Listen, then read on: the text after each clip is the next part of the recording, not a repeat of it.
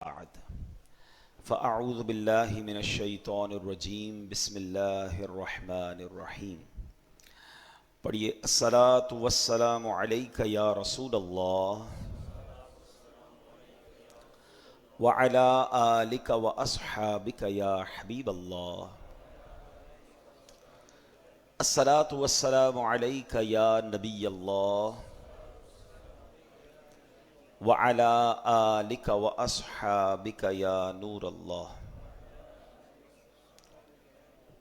نویت سنت الاعتکاف.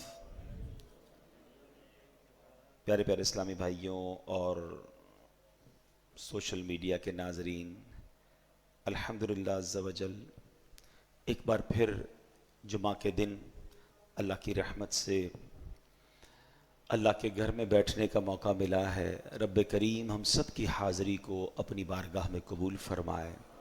جمعہ کا دن اللہ کریم کی رحمتوں کے نزول کا دن ہے. اللہ کریم ہم سب پر اپنی رحمتوں کی بارش نازل فرمائے. درود پاک پڑھنے کے بے شمار فضائل و برکات ہیں. ایک بڑی پیاری کتاب ہے جس کا نام ہے اربعین اتار، اور اس کی مختلف قسطیں ہیں. اس کی والیوم نمبر 2 قسط نمبر 2 میں پیج نمبر 15 ہے اور حدیث پاک نمبر بھی 15 ہے. اللہ کے نبی علیہ الصلوۃ والسلام فرماتے ہیں من صلی علی لم یلج النار. آقا فرماتے ہیں جو مجھ پر درود پاک بھیجے گا وہ آگ میں داخل نہ ہوگا. یقیناً ہم سب چاہتے ہیں کہ جہنم کی آگ سے بچ جائیں. یاد رہے کہ جہنم کی آگ دنیا کی آگ سے 70 گنا زیادہ سخت خطرناک ہے، گرم ہے.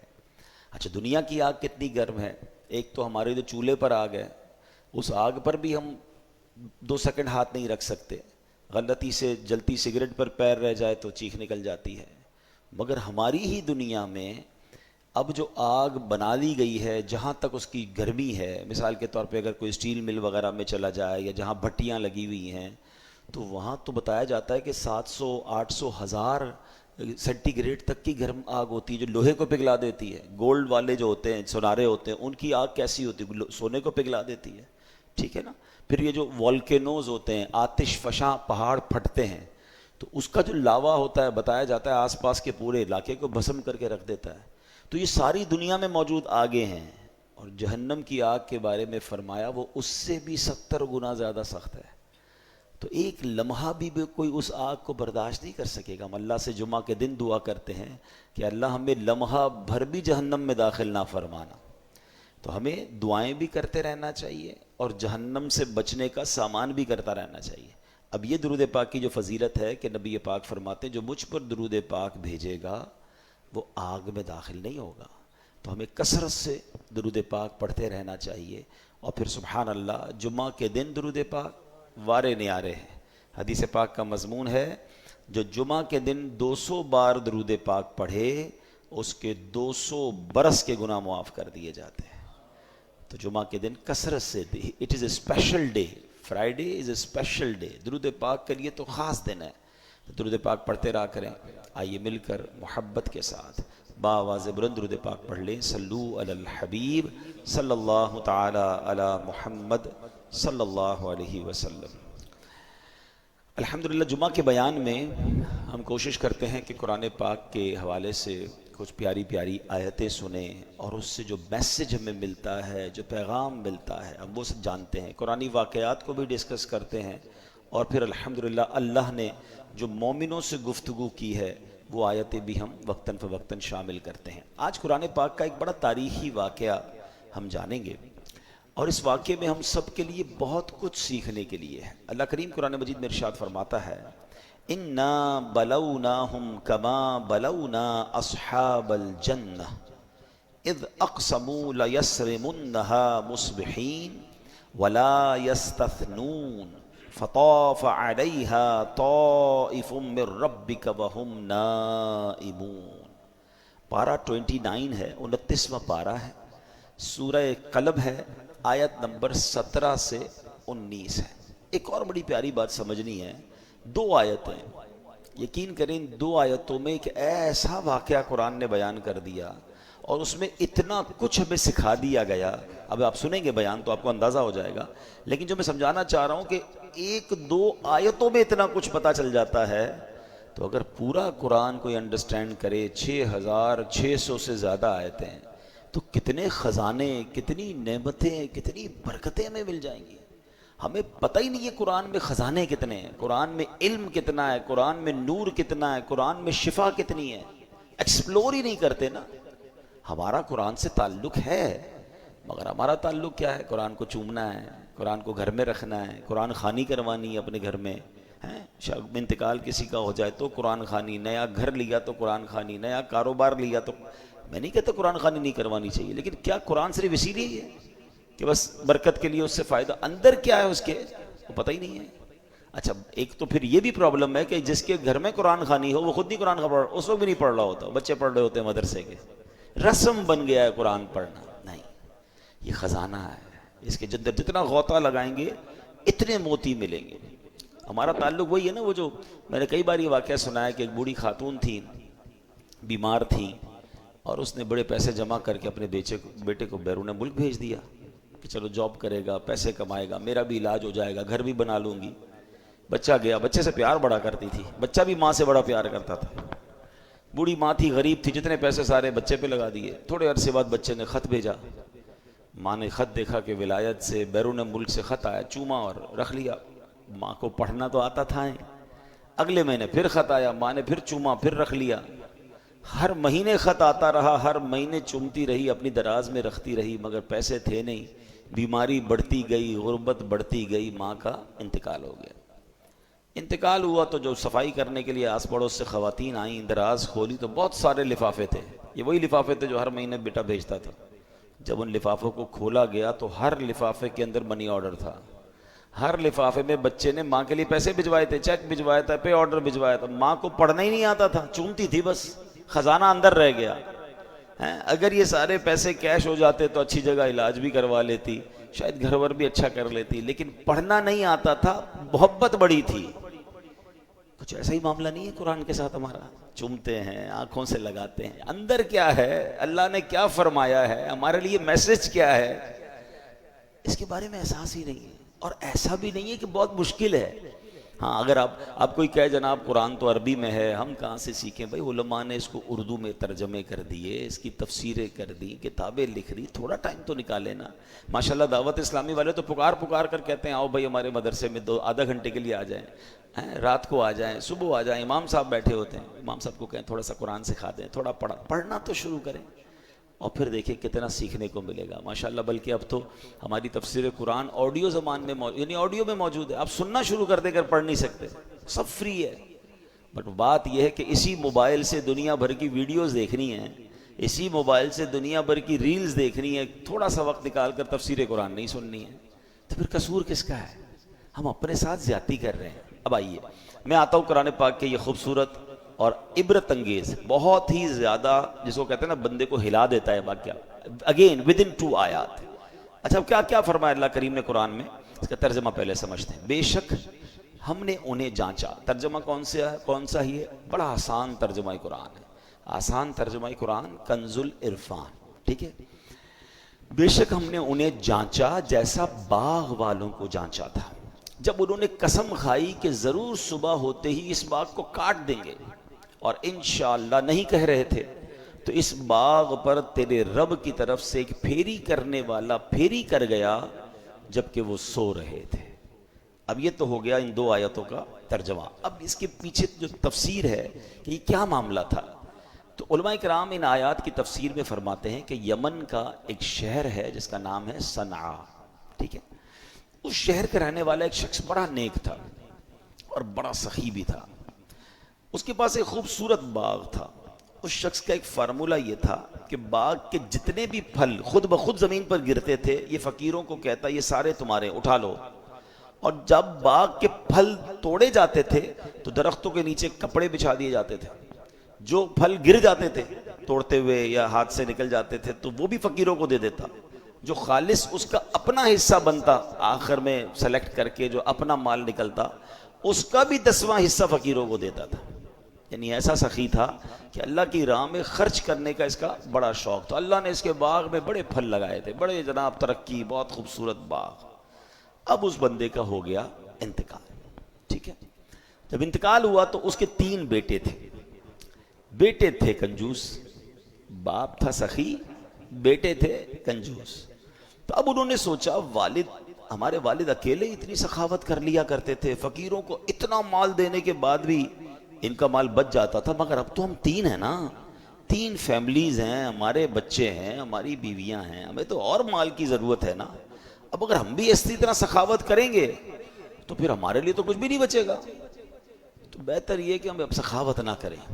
اب ایک رات جب پتہ چلا کہ باغ کے پھل پک گئے, ریڈی ہیں. اچھا, فقیروں کو بھی پتہ چل جاتا تھا کہ بھئی اب باغ کے پھل اتریں گے تو صاحب مال بانٹے گا, تو وہ بھی جم گٹا لگا کے پہنچ جاتے تھے. تو ان بیٹوں نے پلان کیا کہ کل فقیروں کے پہنچنے سے پہلے, محتاجوں کے پہنچنے سے پہلے ہم چلتے ہیں اور وہاں جا کر پہلے سارا ہی مال ہم نکال لیتے ہیں, ہم اب کسی کو بھی نہیں دیں گے. قرآن کیا کہتا ہے؟ اذ اقسموا لیصرمنها مصبحین, جب انہوں نے قسم کھا لی کہ ہم ضرور صبح ہوتے ہی اس باغ کو کاٹ دیں گے, اس سے پہلے کہ محتاج فقیر آئیں اپنا مال لے کے ہم نکل جائیں گے. اب جب قسمیں کھائیں تو بالکل ارلی ان دا مارننگ, صبح اٹھ گئے, صبح اندھیرے, اور باغ پر پہنچے کہ کسی کو پتہ نہ چلے. بڑے پرجوش تھے. اب قرآن کہتا ہے پلاننگ تو کر رہے تھے مگر انہوں نے انشاء اللہ نہیں کہا تھا, ولا یستثنون. پلان تو تھا مگر کیا انشاءاللہ نہیں کہہ رہے تھے, اپنی پلاننگ کر رہے تھے. کنجوسی تو اللہ کو پسند نہیں ہے, سخاوت اسے پسند ہے نا. کنجوسوں کو تو ذلت ملتی ہے. اب کیا ہوا, اتنے پرجوش تھے کہ صبح جلدی اٹھے اور راستے میں ایک دوسرے کو پتہ کیا کہہ رہے تھے, وہ بھی قرآن بتا رہا ہے, اللہ يدخلنها اليوم علیکم مسکین, اللہ يدخلنها اليوم علیکم مسکین, کہ ہرگز آج کوئی مسکین تمہارے باغ میں نہ آنے پائے. یعنی غریبوں سے نفرت, ان کو نہیں آنے دینا ہے, سارا مال ہم سمیٹ کے نکل جائیں گے. اچھا جناب جلدی چلیں. اب جب جیسے ہی وہ وہاں پہنچے تو حیران ہو گئے کہ پورا کا پورا باغ جل چکا ہے, پورا باغ تباہ ہو چکا تھا. راتوں رات اس میں کوئی آگ لگی. ان کا پلان تھا صبح سارے پھل اتارنے, اور جب صبح پہنچے جو باغ لدا ہوا تھا پھلوں سے سارا جل گیا. اب کیا کہتے ہیں, ان الضالون, کہتے ہیں بے شک ہم ضرور راستہ بھٹک گئے ہیں. ایک بھائی کہتا ہے لگتا ہے کسی اور کے باغ میں آ گئی, ہمارا نہیں ہے. دیکھو تو صحیح, کوئی مسٹیک تو نہیں ہو گئی, ہمارے باغ میں تو بڑے پھل تھے, تو پورا باغ ویران برباد جلا ہوا. جب غور کیا تو پتہ چلا نہیں, کسی اور کے باغ میں نہیں آئے, یہ تو ہمارا ہی ہے. ٹھیک ہے. اب قرآن کیا کہتا ہے, وہ کہتے ہیں بل نحن محرومون, بلکہ ہم تو محروم ہو گئے, بھٹکے نہیں ہیں, راستہ چینج نہیں ہوا, یہ ہمارا ہی باغ ہے, بربادی ہو گئی. کسی کی سوچوں نے کب سراہا, وہی ہوا جو خدا نے چاہا, جو اختیار بشر پہ پہرے بٹھا رہا ہے وہی خدا ہے. کوئی تو ہے جو نظام ہستی چلا رہا ہے, میرا خدا ہے. اے میرے پیارے اسلامی بھائی, کس قدر اس واقعے میں درس موجود ہے. سب سے پہلے تو اللہ پاک کی قدرت کے متعلق سبق سیکھیے نا, کہ کتنا ایسا ہوتا ہے جب ہم چاہتے ہیں یار یہ ہو جائے گا, وہ ہو جائے گا, میں یہ کر لوں گا, میں وہ کر لوں گا, میں یہ میری پلاننگ, ہوتا وہ نہیں ہے, ہوتا وہی ہے جو رب چاہتا ہے. اللہ قرآن میں فرماتا ہے وما تشاءون الا ان یشاء اللہ رب العالمین, اور تم کچھ نہیں چاہ سکتے مگر یہ کہ اللہ چاہے جو سارے جہانوں کا رب ہے. یہ بات ماننی پڑے گی کہ جو رب نے چاہنا ہے نا, ہونا وہی ہے. انسان کہتا ہے میرا فیصلہ, میرا ڈیسیشن, میری پلاننگ, کچھ بھی کر لیں, ہاں اللہ جو چاہے گا وہی ہوگا, وہی خالق, وہی مالک, وہی قدرت والا. امام جعفر صادق رحمۃ اللہ تعالی علیہ کا قول سنیے, کہتے ہیں اپنے ارادوں کے ٹوٹنے سے میں نے رب کو پہچان لیا. یعنی جو میں چاہتا ہوں وہ نہیں ہوتا, اس کا الٹ ہو جاتا ہے. اس سے مجھے معلوم ہو گیا کہ کوئی تو ہے جو میرے ارادوں پہ پہرا لگا رہا ہے, وہی خدا ہے. ایسا ہوتا ہے نا ہمارے ساتھ، ٹکٹ بھی بک ہو جاتی ہے، آگے کی پلاننگ بھی بک ہو جاتی ہے، ادھر جا کے کسی ملک میں جانا ہے، کسی شہر میں جانا ہے، ادھر کس سے ملنا ہے، ساری پلاننگ بک ہے، مگر اچانک کوئی ایسا معاملہ ہوتا ہے سارا سفر ہی کینسل ہو جاتا ہے۔ پلاننگ تو جانے کی تھی، کیوں نہیں ہوا؟ بہت کچھ زندگی میں آپ کے ساتھ ایسا ہوا ہوگا۔ بات یہ ہے، اب دو چیزیں ہیں، میں نے پلاننگ کی اور نہیں ہوئی۔ اب ایک طریقہ تو یہ چیخنا شروع کر دوں، چلانا شروع کر دوں، کوسنا کسی کو شروع کر دوں، اور دوسرا اس پورے واقعے سے عقل مندی یہ ہے کہ سبق لوں کہ یہ میرے رب کا فیصلہ ہے۔ اپنی اوقات پتہ چلنی چاہیے، پنجابی میں کہتے ہیں لگ پتہ جانا چاہیے کہ میں کچھ نہیں ہوں، میرا رب سب کچھ ہے۔ ایسے موقعوں پر مزید اللہ کی قدرت کو جاننا چاہیے، عاجزی اختیار کرنی چاہیے، اور پھر دل کو مطمئن بھی کرنا چاہیے کہ نہیں ہوا تو یہی بہتر ہوگا۔ حضرت امام اعظم ابو حنیفہ رحمۃ اللہ تعالی علیہ کتنے بڑے بزرگ ہیں، کہتے ہیں خدا کے وجود کی، کسی نے ایک سوال کیا خدا کے وجود کی دلیل دیجئے، بتائیے خدا ایگزسٹ کرتا ہے، خدا موجود ہے؟ فرمایا آدمی چاہتا ہے میرے گھر بیٹا پیدا ہو، مگر بیٹی پیدا ہو جاتی ہے، اس سے پتہ چلتا ہے کہ جس کا ارادہ، جس کی مرضی اس دنیا پر نافذ ہے وہی خدا ہے۔ ارادے بہت ہیں، پلاننگ بہت ہے، مگر ہمارے ارادوں سے الگ چیز ہو جاتی ہے۔ تو یہی تو بتا رہا ہے کہ تمہاری مرضی نہیں، اس دنیا میں ہے، خالق ہے، مالک ہے، جو بلکہ دنیا کا مالک ہے وہی خدا ہے۔ ابھی حال ہی کی بات ہے، کسی ملک کا ایک شخص تھا جو خود کو ملک الارادہ، مرضی کا بادشاہ کہتا تھا، مسلمان تھا بیچارہ، کیا ہوا بیچارے کو؟ پھیپڑوں کا کینسر ہوا، اس کا انتقال ہو گیا۔ تو یہ جو ہوتا نا میں کر و فر، میرا فیصلہ، میرا ڈیسیشن، میری پلاننگ، سب کچھ جناب طے ہے، کچھ بھی نہیں چینج ہوگا، یہ نہ کہا کرو۔ پلاننگ کرنا چاہیے، مگر انشاءاللہ بھی کہتے رہے، اور ساتھ ذہن میں بھی یہ بات رکھے رب نے چاہا تو ہوگا۔ سبحان اللہ، زمین میں اللہ پاک کی مرضی نافذ ہے، حکم صرف اسی کا چلتا ہے، وہ غالب ہے۔ قرآن کریم میں اس نے کیا فرمایا؟ وَهُوَ الْقَاهِرُ فَوْقَ عِبَادِهِ، وہی اپنے بندوں پر غالب ہے۔ غرض یہ کہ بات ہمیں اپنے ذہن میں بٹھانی چاہیے کہ اس دنیا میں مرضی صرف اللہ پاک کی چلتی ہے۔ ہمیں چاہیے کہ طاقت، عہدے، مال و دولت وغیرہ کے غرور میں نہ آیا کریں، اللہ پاک کے حضور سر جھکا کر رکھے۔ ان باغ والوں کا جو بڑا عیب کیا بیان ہوا، پوشیدہ اسباب جن کی وجہ سے باغ تباہ ہو گیا، ان کا ایک عیب یہ تھا وَلَا يَسْتَثْنُونَ، انشاءاللہ نہیں کہہ رہے تھے، انہوں نے اپنے آپ پر بھروسہ کیا، تو کیا ہوا؟ باغ جل گیا، سب تباہ ہو گیا۔ لَوْلَا تُسَبِّحُونَ، قرآن کہتا ہے، یہ وہ لوگ کہتے تم تسبیح کیوں نہیں کرتے؟ تو اے میرے پیارے اسلامی بھائی، اللہ کا نام لینا چاہیے، اللہ کی مرضی پر یقین ہونا چاہیے۔ اللہ اکبر۔ یہاں ایک اور میں آیت آپ کے سامنے پیش کروں گا، اور یہ آیت اتنی کمال کی ہے، اگر کسی دن سمجھ آ جائے نا تو زندگی میں جو کام نہیں ہوتے، جس کی وجہ سے ہم ڈپریشن کا شکار ہو جاتے ہیں، کنفیوز رہتے ہیں، پریشان رہتے ہیں، یار یہ کیوں نہیں ہوا، اتنی پلاننگ تھی، اتنی تمنا تھی، اور بندہ بعض اوقات مایوسی کی طرف چلا جاتا ہے۔ میری قرآن پاک کی جو سب سے فیورٹ آیات ہیں، it is one of the most favourite میری آیت، اور اس کے جو ترجمہ آپ پڑھو گے تو آپ کی بھی پسندیدہ ہو جائے، کیونکہ زندگی گزارنے کا اس میں طریقہ مل جاتا ہے، اپنے دل کو بڑی تسلی مل جاتی ہے۔ اللہ قرآن مجید میں ارشاد فرماتا ہے وَعَسَىٰ أَن تَكْرَهُ شَيْئًا وَهُوَ خَيْرٌ لَكُمْ وَعَسَىٰ أَن تُحِبُّ شَيْئًا وَهُوَ شَرٌّ لَكُمْ وَاللَّهُ يَعْلَمُ وَأَنْتُمْ لَا تَعْلَمُونَ۔ اللہ قرآن میں فرماتا ہے، اور قریب ہے کہ کوئی بات تمہیں ناپسند ہو، ہم کہتے ہیں یہ نہیں ہونا چاہیے، بیٹی نہیں ہونی چاہیے، ماذ اللہ لوگ بیٹی کو برا سمجھتے ہیں، بھائی بیٹی تو رحمت ہے، چلے اس کے علاوہ بھی زندگی بہت ساری چیزیں جو ہمیں پسند نہیں ہوتی۔ اللہ فرماتا ہے ان قریب ہے کہ کوئی بات تمہیں ناپسند ہو، حالانکہ وہ تمہارے حق میں بہتر ہو، تم اس سے برا سمجھ رہے ہو، بعد میں پتہ چلتا ہے ہاں یار یہ تو میرے لیے بہتر تھا۔ ایسا کئی بار آپ کے ساتھ ہوا ہوگا کہ کوئی چیز ملی یا کوئی آپ کے بارے میں فیصلہ ہوا، آپ نے بڑا واویلا مچایا، بڑا افسوس کیا، تھوڑے عرصے بعد پتہ چلا یار میرے لیے تو یہی بہتر تھا۔ آگے قرآن کہتا کیا ہے؟ وَعَسَىٰ أَن تُحِبُّ شَيْئًا وَهُوَ شَرٌّ لَكُمْ، اور قریب ہے کہ کوئی چیز تمہیں پسند آئے حالانکہ وہ تمہارے لیے حق میں بری ہو۔ بعض اوقات کہتے ہیں یار مجھے یہ پسند ہے، یہ نہیں ملتی تو دل ٹوٹ جاتا ہے، اچھا پسند ہے تو حرام طریقے سے حاصل کر رہے ہیں، نہیں ملی کوئی بات نہیں، کیا پتہ یہی میرے لیے بری ہو، اور ہوتا ہے ایسا۔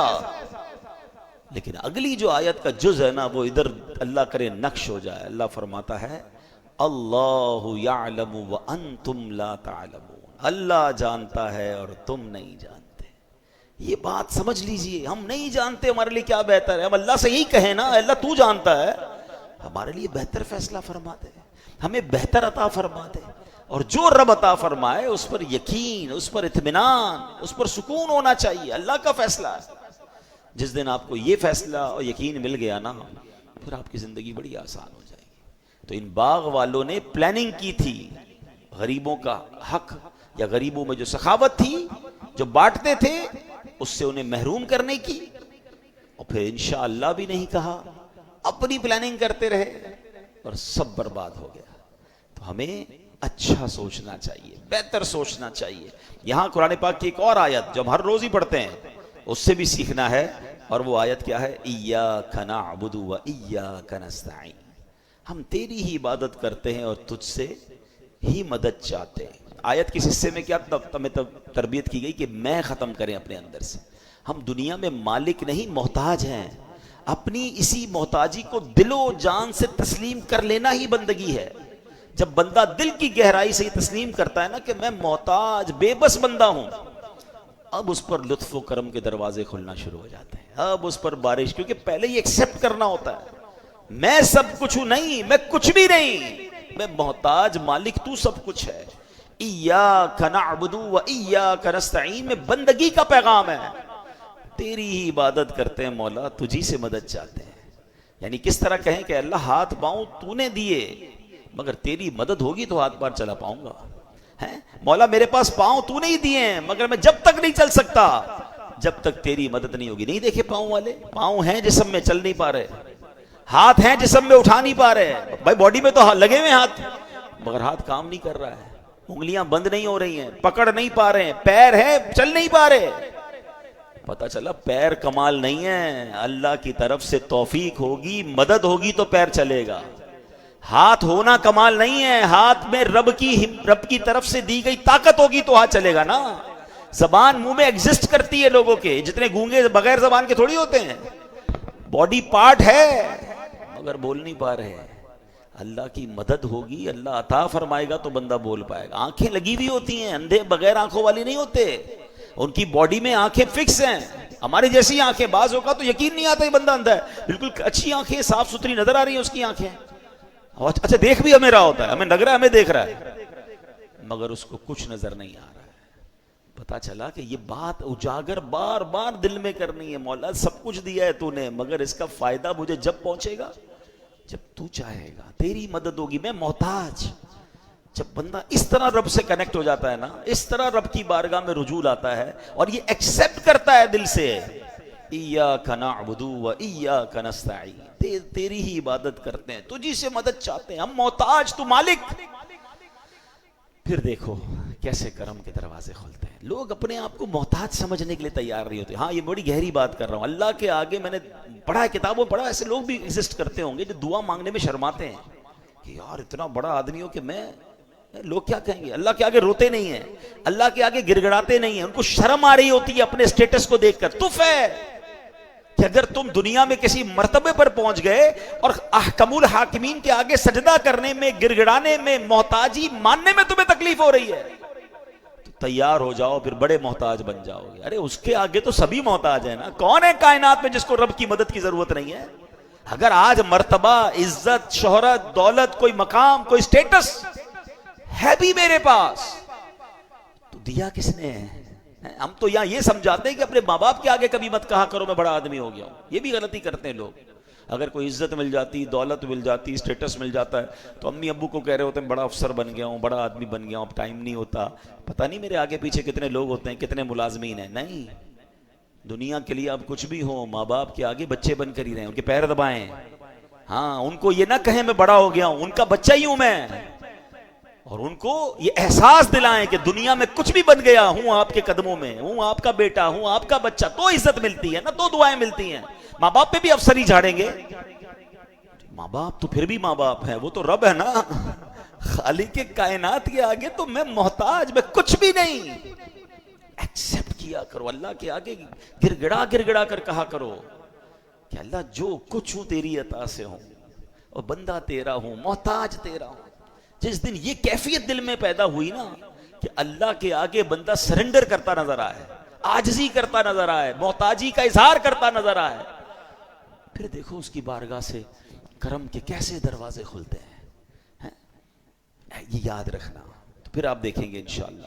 شعر ہے نا بڑا پیارا حمد کا، میں ہوں بندہ تو ہے مولا، کون ہے اپنا اس کے سوا، میں ہوں اس کا وہ ہے میرا جس نے بنایا اور مجھ کو پالا، یا اللہ میری جھولی بھر دے.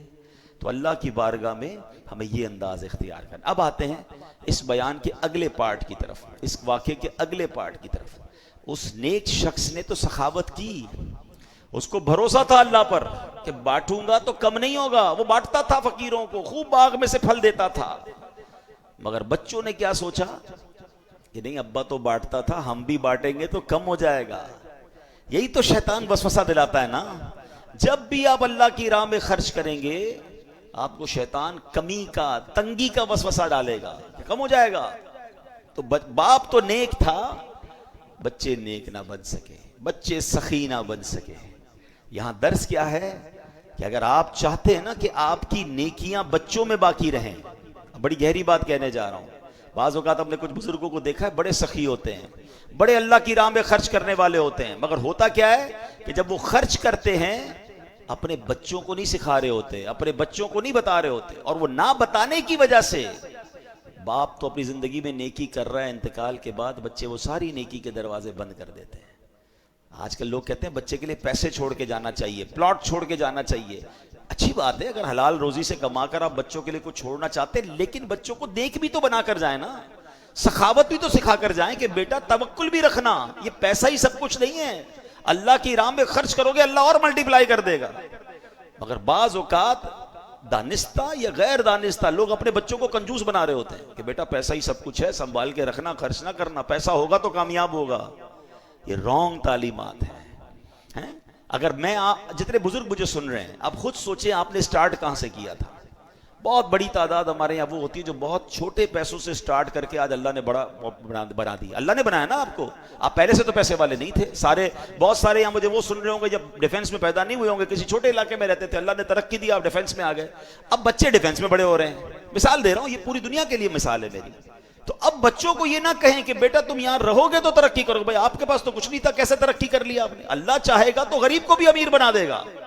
مگر اس غربت سے امارت کا جو سفر تھا اس میں آپ کی کچھ نیکیاں تھیں، آپ کی کچھ سخاوت تھی، آپ نے کوئی اچھے اعمال کیے. اگر بچوں میں وہ اعمال نہ اتارے تو یہ امیری سے غریبی کی طرف بھی جا سکتے، کیونکہ اللہ کے ہاتھ میں سب کچھ ہے نا. تو سخاوت سکھائیں، نیکیاں سکھائیں. ایک پرابلم کیا ہے کہ لوگ خاص طور پہ، اب ہم بھی چونکہ جب کبھی کبھی چیریٹی کے لیے کہیں جاتے ہیں تو لوگ ہمیں کسی ینگسٹر سے بات ہو نا کہ بیٹا آپ اپنی زکوٰۃ کس کو دیتے ہیں، کہ ہمیں نہیں پتا کس کو دیتے ہیں، ابو دیتے ہیں یا دادا حضور دیتے ہیں. اچھا بھائی آپ نیکی کے کام میں خرچ کیا ہوتا ہے، ہمیں کچھ بھی نہیں پتا، وہ دادا حضور کرتے ہیں، ابو کرتے ہیں. یہ غلط کرتے ہیں. اگر آپ نوجوان نسل کو انوالو ہی نہیں کر رہے اپنی زکوٰۃ میں، نوجوان نسل کو، اپنے بچوں کو، اپنے پوتے پوتیوں کو بتا ہی نہیں رہے کہ آپ کہاں کہاں خرچ کرتے ہیں، کیسے حساب کرتے ہیں، تو جس دن آپ کا انتقال ہوا ان کو تو پتہ ہی نہیں ہوگا کتنا خرچ کرنا. ان کو لگے گا سارے پیسے ہمارے، کیوں خرچ کرنا ہے بھائی، کیوں زکوٰۃ دینی ہے، کیوں صدقہ دینا ہے، کیوں خیرات دینی. یہ سارے نیکی کے دروازے بند ہو جائیں. یہی تو ہوا نا جو میں نے قرآنی واقعہ آپ کو سنائے کہ باپ سخی تھا، اولاد سخی نہ بنی، پورا باغ جل کر راکھ ہو گیا. یہ بات یاد رکھنی ہے. ہم نے غریبوں کو محنت کر کے امیر بنتے دیکھا، مگر بچوں کی اچھی تربیت نہ کرنے کی وجہ سے ان کے انتقال کے بعد ان بچوں کو پھر غریب ہوتے دیکھا. وہ غریب سے امیر بن گیا کیونکہ محنت کی تھی، اخلاص تھا، نیکی تھی، اللہ پر توکل تھا، دعائیں تھی، سخاوت تھی، اسٹرگل تھی. بچے تو سونے کا نوالا لے کے پیدا ہوئے، پیسے بھی ملے، تربیت بھی نہ ملی. اسی پیسے کو جناب کوئی جوئے میں لگا رہا ہے، کوئی شراب میں لگا رہا ہے، اور بعضوں کا سب برباد ہوتے دیکھا. نہیں، صرف پیسہ چھوڑ کے نہیں جانا ہے، اچھی تربیت چھوڑ کے جانا ہے. ان کو اپنی نیکی کے کاموں میں انوالو کریں. علماء نے کہا اپنے بچے کو سخی بنانے کا طریقہ یہ ہے کہ جب بھی نیکی کا کام کرے بچے کے ہاتھ سے کروائے. سخاوت کرے اپنی اولاد کو بتا کر کرے, اس کو کہے آپ بھی کرو, اس کے ہاتھ سے دلوائے, تاکہ یہ پریکٹیکل ٹریننگ ہے کہ ہمارے ابو اس طرح بانٹتے تھے, ہمارے دادا اس طرح بانٹتے تھے, گھر میں یہ نیکی ہوتی تھی, گھر میں یہ ختم ہوتا تھا, گھر میں اس بزرگ کا جب یوم منایا جاتا تھا تو غریبوں کو کھانا کھلایا جاتا تھا. کتنے ایسی چیزیں جو روایتیں ختم ہوتی جا رہی ہیں کیونکہ سارے کام اپنے ہاتھ میں رکھے ہم نے, بچوں کی ٹریننگ ہی نہیں کی. ایسا نہ کریں, انوالو کریں. بچہ جناب کہاں ہے, وہ اس کا کام کھیلنا کودنا کاروبار کرنا, ابا سارے نیکی کے کام کر رہے ہیں, بالکل کیجیے آپ, مگر ان نیکی کے کاموں میں اپنے بچوں کو انوالو کیجیے. یہ نیکیاں باقی رہیں گی. آپ میں سے ہم میں سے بہت سارے وہ ہیں جو 40s پلس 50s ہیں, اگر میرے اور آپ کے اندر کوئی نیکی ہے تو ہمارے ماں باپ کی وجہ سے, انہوں نے سکھایا تھا, ہمیں ساتھ بٹھا کر سکھایا تھا, مگر ہمارا اور ہماری جنریشن کا گیپ ہے, ہم نہیں سکھا رہے, ہم ڈسکس ہی نہیں کر رہے ان چیزوں کو. یہ قرآنی واقعہ پکار پکار کے کہہ رہا ہے کہ باپ سخی تھا, فقیروں کو بانٹتا تھا, بیٹوں کی غلط نیت بنی, وہ باغ جل کر راکھ ہو گیا. تو یہ نہ کریں. اور اللہ کو سخی کتنا پسند ہے, سبحان اللہ. میں چند حدیثیں آپ کو سناتا ہوں تاکہ اللہ کی راہ میں خرچ کرنے کا جذبہ بیدار ہو. بہت خوبصورت میرے واقعہ سنیے گا توکل کی. دیکھیں بچوں کی ٹریننگ کیسے ہوتی ہے. ایک بزرگ تھے احمد بن حرب رحمۃ اللہ تعالی, انہوں نے اپنے بچے کی تربیت کیسے کی. وہ کیا کرتے تھے, انہوں نے بچوں کو توکل سکھانا تھا کہ اللہ پر بھروسہ کرنا ہے. انہوں نے کہا بیٹا جب بھی بھوک لگے نا تو دعا کرنی اللہ سے, کسی اور سے نہیں مانگنا, اللہ سے مانگنا, یا اللہ کھانا چاہیے. اپنی زوجہ کو کہا جب بھی بیٹا دعا کرے نا تو اس کے گھر میں اس نے پورا سمجھ دیوار میں سوراخ بنایا کہ پیچھے چپکے سے تم نے کھانا رکھ دینا ہے اس میں. بیٹا اس سوراخ کے پاس جا کے اللہ کی بارگاہ میں دعا کرتا, یا اللہ بھوک لگی ہے, تھوڑی دیر بعد سوراخ سے اس کو کھانا مل جاتا. اس کی ٹریننگ یہ ہونے لگی کہ جب بھی کوئی مشکل ہو اللہ سے مانگنا ہے. کئی مہینے گزر گئے, روزانہ ماں اس کو اسی طریقے سے کھانا دیتی جب وہ دعا مانگتا. ایک دن اس کی ماں جو ہے گھبرا گئی اور اپنے شوہر کے پاس آئی کہ آج عجیب معاملہ ہوا. کہا کیا ہوا؟ کہتی آج وہ کھانے کا وقت تھا, بیٹا کا دعا کا ٹائم تھا, میں کہیں مصروف ہو گئی, میں دوڑی گئی کہ کھانا نہیں ملے گا تو کیا سوچے گا. تو میں گئی تو کیا دیکھتی ہوں, بیٹا کھانا کھا رہا ہے. میں نے کہا بیٹا کھانا کدھر سے ملا؟ کہا امی اللہ نے دیا. کہاں سے ملا؟ کہا اسی سوراخ سے جہاں سے روز ملتا ہے. تو میں پریشان ہوں, میں نے تو کھانا نہیں رکھا, کھانا کیسے مل گیا؟ حضرت احمد بن حرب کہتے ہیں مجھے اسی دن کا انتظار تھا, اب تمہیں کھانا دینے کی ضرورت نہیں ہے, اس کا اللہ سے کنیکشن ایسا ہو گیا, اس کو غیب کے خزانوں سے ملنا شروع ہو گیا. یہ دیکھیں یہ تربیت کا انداز تھا نا کہ اللہ سے مانگنا ہے, بیٹا اللہ پر بھروسہ رکھنا ہے. ہم کہتے ہیں بیٹا پیسے ہوں گے تو تیرا کام ہوگا, پیسے بنا, پیسے تعلقات بنا, ورنہ مشکل میں پھنس جائے گا. تیرے رابطے نہیں ہوں گے تو آگے جا کے ڈیفیکلٹ ہو جائے گا. ارے کب سکھاؤ گے کہ اللہ سے دوستی کر, اللہ کو راضی کر. پیسے چھوڑ کر جاتے ہیں مگر تربیت کر کے نہیں جاتے. حضرت عمر بن عبدالعزیز رحمۃ اللہ تعالی علیہ کا واقعہ سنیں. آپ کا جب انتقال ہوا, آپ امیر المومنین تھے, آج کے دور کے پرائم منسٹر تھے, پوری آدھی دنیا پر گویا حکومت تھی. ہمارا اس طرح کا کوئی بندہ ہو تو پتہ نہیں کتنے خربوں روپے بنا لیتا ہے. انتقال ہونے لگا تو بہت تھوڑے پیسے چھوڑ کے جا رہے تھے. کسی نے کہا حضرت آپ اتنی بڑی شخصیت, اپنے بچوں کے لیے چھوڑا ہی کچھ نہیں, بچا ہی کچھ نہیں, اتنا خرچ کر دیا اللہ کی راہ میں. کیا کمال کا جواب دیا ہے. فرماتے بچے اگر میرے نیک ہوئے نا تو اللہ ان تھوڑوں میں بھی بہت برکت ڈال دے گا, اور بچے اگر غلط ہیں, حرام کرنے والے, تو ان کے لیے چھوڑنا ہی ٹھیک نہیں تھا, کیونکہ میں چھوڑ کے جاؤں گا غلط کام کریں گے, قبر میں ہی مار پڑتی ہے نا. کتنی کمال کی بات. ہم اس پرابلم میں, اس سوچ میں پڑے ہوئے ہیں کہ ہم بچوں کے لیے چھوڑ کر کیا جائیں. آپ بچوں کی اچھی تربیت کر کے چھوڑ کے جائیں. باقی اللہ مالک ہے, اللہ دینے والا ہے. اگر وہ اللہ کے نیک بندے ہوئے, اللہ غیب کے خزانوں سے انہیں عطا کر دے گا. اور اگر اللہ کو ناراض کرنے والے ہوئے, آپ اربوں روپے چھوڑ جائیں, وہ برباد ہو سکتے ہیں. جل گیا نا باغ. قرآن کا واقعہ میں نے آج آپ کو سنایا, ہم نے دیکھے برباد ہوتے ہوئے, آپ نے بھی دیکھے ہوں گے کہ باپ نے اتنے پیسے چھوڑے اور بچے بینک کرپٹ ہو گئے. کیوں کہ ان کی عادت ہی ٹھیک نہیں تھی. نہ صدقہ تھا, نہ خیرات تھی, نہ نیکی تھی, نہ باپ کی لیگیسی تھی. کاش یہ بات سمجھ آ جائے. بچوں کو سخی بنائیے, اپنے آپ کو بھی سخی بنائیے, کنجوسی سے نکلیے. میں 2 حدیثیں سنا کر, باتیں تو بہت ساری ہیں لیکن چونکہ اب بیان کا وقت ختم ہوا, آج ہمارا یہ مائنڈ سیٹ ہوتا ہے کہ ہم کسی بڑی شخصیت سے دعا کروائیں. اچھی بات ہے, اگر کوئی نیک بندہ, کوئی عالم دین, کوئی بزرگ مل جائیں تو اچھی بات ہے, دعا کرنی چاہیے. مگر آج میں آپ کو وہ حدیث سنا رہا ہوں کہ اگر میں آپ کو یہ کہوں کہ روز صبح آپ کے لیے فرشتے دعا کریں گے, اس سے اچھی کوئی بات ہے کہ صبح ہوتے ہی میں سو رہا ہوں, فرشتے میرے لیے دعا کر رہے ہوں. ہاں, اب وہ کون لوگ ہیں جن کے لیے فرشتے دعا کرتے ہیں, اور کچھ بد نصیب ایسے ہیں جن کے لیے روزانہ فرشتے بربادی کی بھی دعا کرتے ہیں. اب سنیے, نبی پاک علیہ الصلوۃ والسلام فرماتے ہیں, حضرت ابو ہریرہ رضی اللہ تعالیٰ عنہ حدیث کے راوی ہیں, ما من یوم یصبح العباد فی الا ملکان ینزلان فقولوا احدہما، آقا فرماتے ہیں کوئی ایسا دن نہیں ہوتا جس پہ بندے سویرا کریں اور دو فرشتے نہ اتریں، جن میں سے ایک کیا کہتا ہے اللہم آتی منفقا خلفا ویقول الآخر اللہم آتی ممسکا تلفا۔ آقا فرماتے ہیں ایک فرشتہ کہتا ہے اے اللہ پاک سخی کو زیادہ اچھا بدلہ دے، اور دوسرا کہتا ہے اے اللہ پاک کنجوس کو برباد کر دے۔ اب سوچ لیجئے، سخی کے لیے روز فرشتہ دعا کر رہا ہے، اور جو مال روکے ہوئے ہے، نہ زکوٰۃ دے رہا ہے، نہ صدقہ دے رہا ہے، نہ اللہ کی راہ میں خرچ کر رہا ہے، خرچ کرتا ہے تو برا لگتا ہے اس کو، نہ غریبوں کی مدد کر رہا ہے، کنجوس ہے، مال کا حق ہی ادا نہیں کر رہا، روز فرشتہ دعا کر رہا ہے اللہ اس کو برباد کر دے، تو پھر تو بربادی ہونا ہے نا۔ تو سخاوت یہ اللہ کو بڑی پسند ہے۔ اللہ اکبر۔ ایک بار اور بڑی پیاری حدیث ہے، نبی پاک علیہ الصلوۃ والسلام کی بارگاہ میں ایک صحابی ہیں قیس انصاری رضی اللہ عنہ، آپ رائے خدا میں بہت خرچ کرتے تھے۔ اچھا ان کے بھائیوں کو یہ شکایت تھی، یہ بچاتے ہی نہیں، اللہ کی راہ میں لٹاتے ہی رہتے ہیں۔ نبی پاک کے پاس شکایت آ گئی، پیارے آقا نے حضرت قیس کو بلایا کہ بھائی تمہاری شکایت آئی ہے، کتنا خرچ کرتے ہو؟ کہتے ہیں یا رسول اللہ میں اپنی آمدنی سے اپنا حصہ نکال لیتا ہوں جتنی مجھے ضرورت ہے، باقی اللہ کی راہ میں خرچ کر دیتا ہوں۔ نبی پاک یہ سن کر اتنا خوش ہوئے، پیارے آقا اتنا راضی ہوئے، آقا نے اس کے سینے پر ہاتھ رکھا اور 3 بار فرمایا انفق ينفق اللہ علیک، انفق ينفق اللہ علیک، انفق ينفق اللہ علیک۔ کیا فرمایا؟ خرچ کر اللہ مزید عطا فرمائے گا، خرچ کر اللہ مزید عطا فرمائے گا، خرچ کر۔ ایک اور روایت کے اس کے ترجمہ بڑا پیارا ہے، خرچ کر تجھ پر خرچ کیا جائے گا۔ جو روکتا ہے نا اس سے روک لیا جاتا ہے، جو خرچ کرتا ہے اس کو عطا کیا جاتا ہے۔ بس یہ بات اپنی زندگی کا فارمولہ بنا لیں۔ اچھا پھر بندہ شیطان ہے نا، کہتا ہے یار یہ مولوی صاحب کہہ تو رہے ہیں خرچ کروں گا تو جیب سے کمی ہو جائیں گے نا، بینک سے کمی ہو جائیں گے۔ آپ خرچ کرنے والوں کو سرچ کر لینا، خرچ کرنے والوں کو سرچ کر لیں، جو اللہ کی راہ میں خرچ کرتے پوچھو ان سے کم ہو گیا تمہارا؟ کبھی نہیں ہوگا۔ پوری زکوٰۃ دینے والا اگلے سال زیادہ زکوٰۃ دیتا ہے، صدقہ خیرات کرنے والا اگلے سال زیادہ صدقہ، کیوں کہ پیسے بڑھ رہے۔